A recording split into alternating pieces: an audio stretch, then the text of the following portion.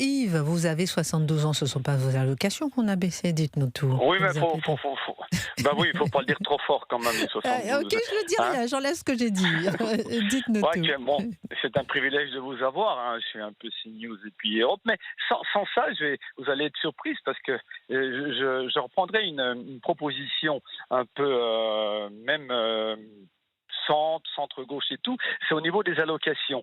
Bon, là, on se bat sur l'immédiat. C'est vrai qu'on contribuable associé fait un très bon travail et puis stigmatise un peu ce qui va se passer.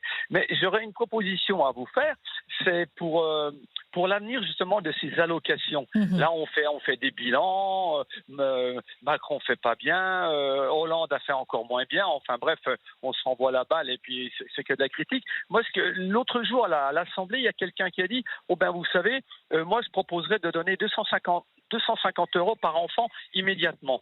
Ben, j'ai réfléchi, mais pourquoi pas? Parce que vous savez que les parents, il y a une dénatalité parce que les parents ont peur de l'avenir de leurs enfants. Non pas de l'avenir immédiat, moi je parlais d'un avenir plus lointain. Hein. Il y a le travail, il y a tout ça. Enfin bref, on dit qu'on a peur pour l'avenir de leurs enfants. Et bien cette personne qui a proposé les 250 €, eh ben je lui dirais, ben si on le fait, l'État le fait, il place, mais les parents ne touchent pas les 250 € tous les mois. On les place pour le gamin pendant 10 ans. Alors calculez, Christine, vous savez, vous êtes Alors, j'ai une très petite réactive. calculette là, sous la main, oui. Eh ben, c'est simple, 250 € par mois, ça fait 3 000 € par an. Et vous les placez jusqu'à 10 ans, et le gamin, il a 30 000 €. Mais seulement, vous savez très bien, puis là aussi, vous savez très bien pour les placements, que généralement, en 10 ans, on ne multiplie pas par 2, mais bon, à bien placer par des fonds de pension, des fonds ou la caisse de dépôt et tout ça, il y a quand même des intérêts qui viennent derrière. Ce qui fait qu'à 10 ans, la personne, elle peut avoir sur son carnet, à 10 ans, entre 30 et 40 000 €, voire 40 à 50 000 €. Elle pourra en prendre, les parents auraient le droit d'en prendre une partie, et cet argent pourrait être bloqué jusqu'à 18 ans. Et si vous calculez, on est entre 60 et 80 000 €. Il y en a déjà 20% à 18 ans. Les enfants, bien sûr, ils vont dépenser, ils ont tout à fait raison, une voiture, les études, enfin bref.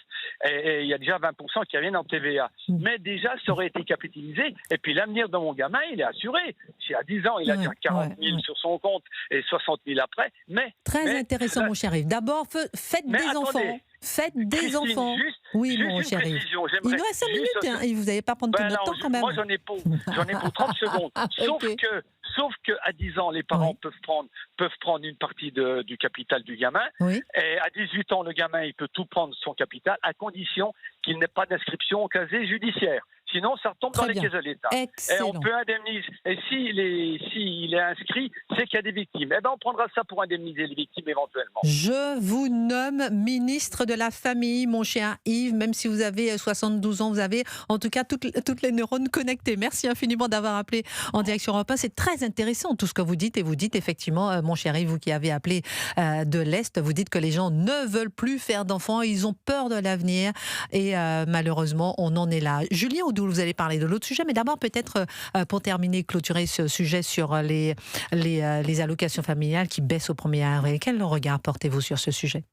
C'est dans la continuité du mépris des différents gouvernements pour les familles françaises, pour la politique familiale et bien au-delà pour l'avenir de notre pays. En fait, ces gens-là ne croient pas à l'avenir de la France. On le voit d'un point de vue institutionnel, on le voit d'un point de vue familial. Pour eux, la France, c'est fini. Pour eux, la France va disparaître, elle va se dissoudre.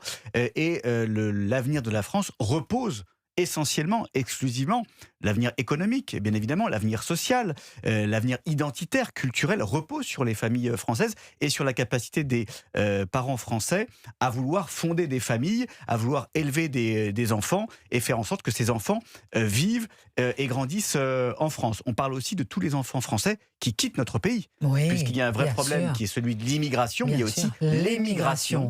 L'émigration qui dépeuple notre pays et qui dépeuple notre pays notamment de talents, de futurs ingénieurs, de futurs cadres qui voient leur avenir ailleurs. Donc oui, il faut investir dès maintenant, et c'est ce que nous souhaitons faire, notamment au Rassemblement national, avec une pleine part de fiscalité dès le 2e enfant, parce qu'il faut inciter les Français à faire des enfants. Il y a des parents, effectivement, il y a des Français qui refusent pour tout un tas de raisons, qui ne veulent plus avoir d'enfants, mais il y a des Français surtout qui y renoncent pour des raisons économiques, Bien sûr. pour des raisons aussi d'environnement, qu'il voit bien que l'avenir de notre pays s'assombrit de jour en jour, pour la sécurité également. Donc il faut investir dès maintenant pour assurer la pérennité de notre pays.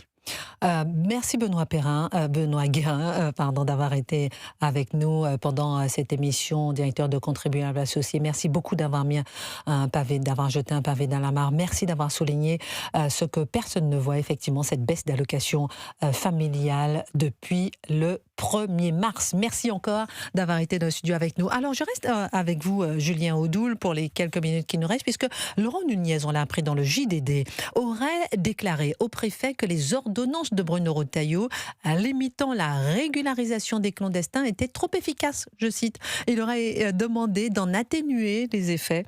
Cette position, est-ce qu'elle relève d'une résistance administrative à une politique migratoire plus ferme, ou bien est-ce que vous comprenez cette démarche? Pourquoi Laurent Nunez trouve-t-il ces mesures trop efficaces, selon vous? Monsieur Nunez est non seulement un capitulard, mais aussi un cumulard. On pensait que Christophe Castaner allait rester le pire ministre de l'Intérieur de toute la Ve République.